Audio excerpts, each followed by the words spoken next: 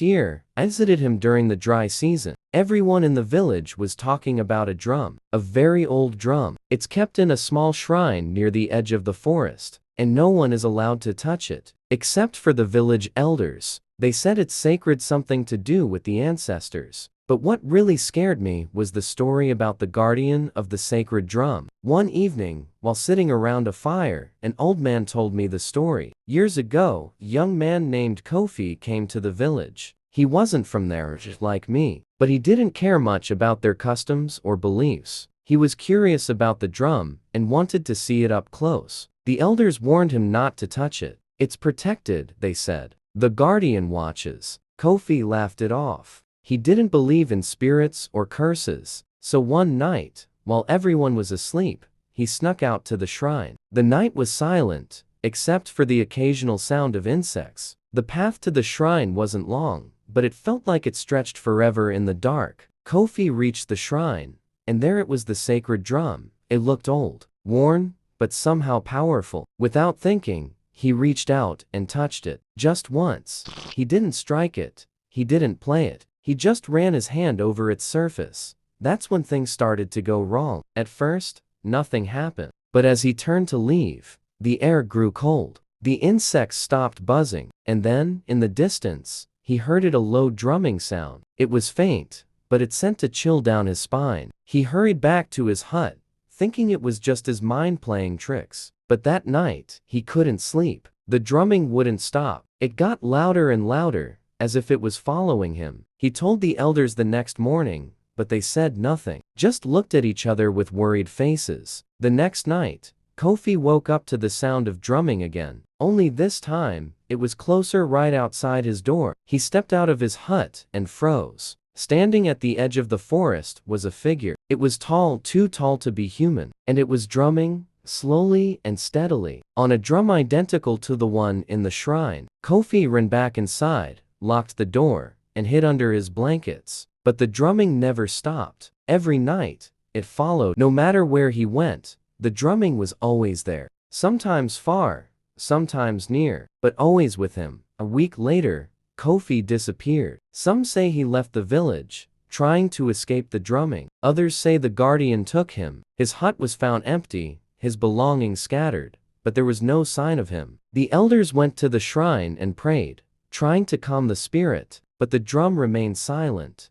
The old man who told me this story looked at me with serious eyes and said, "The guardian of the sacred drum isn't a legend. It's real, and it only shows itself when someone breaks the rules." That night, I couldn't sleep. Every little noise made me jump. I couldn't stop thinking about the drum, and as I lay in bed, listening to the wind outside, I swore I could hear a faint drumming sound in the distance. I didn't dare to look. I stayed under the covers until morning. When I left the village the next day, I made sure to stay far away from the shrine. I don't know if the story is true or not, but I wasn't about to find out. This day, I still hear drumming sometimes, especially when the night is quiet, but I try not to think about it, and I never talk about the sacred drum. Even after leaving the village, the drumming never fully left my mind. At first, I thought it was just my imagination. You hear a scary story, and your mind plays tricks on you. That's normal, right? But it wasn't just in the village.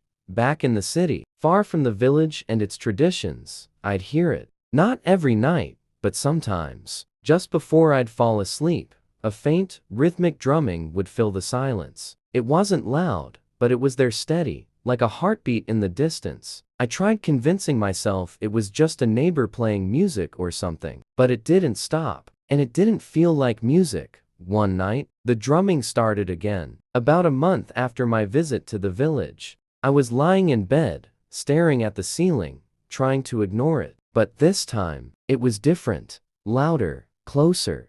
It felt like it was right outside my window. My heart raced. I forced myself to stay still. But then, a shadow moved across the window. I couldn't breathe. I didn't want to look, but my eyes wouldn't close. There was a figure outside, tall and dark, standing just beyond the glass. It was too tall to be a person, just like the old man had described. I couldn't make out any details, just a silhouette, but in its hands, I saw it clearly, A drum.it was the same drum from the village. I knew it even though I had never touched it. The figure stood there, drumming slowly, its hands moving in time with the faint rhythm. I had been hearing for weeks that I shut my eyes, pulling the blankets over my head, my heart pounding so hard I thought it might burst. The drumming didn't stop. It just grew louder, more intense, until it felt like the whole room was vibrating with it. And then, suddenly, it stopped. Silence. I stayed under the blanket for what felt like hours, too scared to move. When I finally got the courage to peek out, the figure was gone. But the feeling of dread lingered, thick in the air. The next day, I decided to visit my cousin. I had to talk to someone to figure out if what was happening to me was real. When I arrived, he looked at me with wide eyes, like he already knew. I heard it too, he said before I even spoke. He had been hearing the drumming since I left. Not every night, but enough that it scared him. He told me that once, after a particularly loud night, he saw footprints outside his window. Large, deep prints, too big to be human. They led from his house all the way to the forest.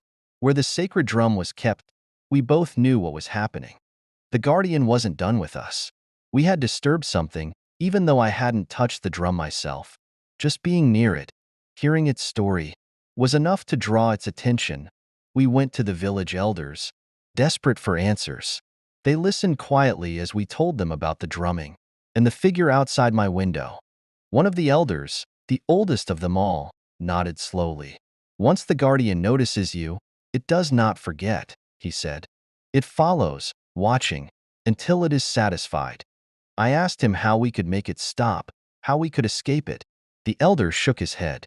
You must ask for forgiveness, he said. Go back to the shrine. Offer something of value to the ancestors. Only then might the guardian leave you in peace. So, that's what we did. My cousin and I returned to the shrine together, trembling the whole way. We carried offerings, food, cloth, anything we thought might appease the spirit. We knelt before the sacred drum and asked for forgiveness, praying that the guardian would let us go. After we left the shrine, the drumming stopped.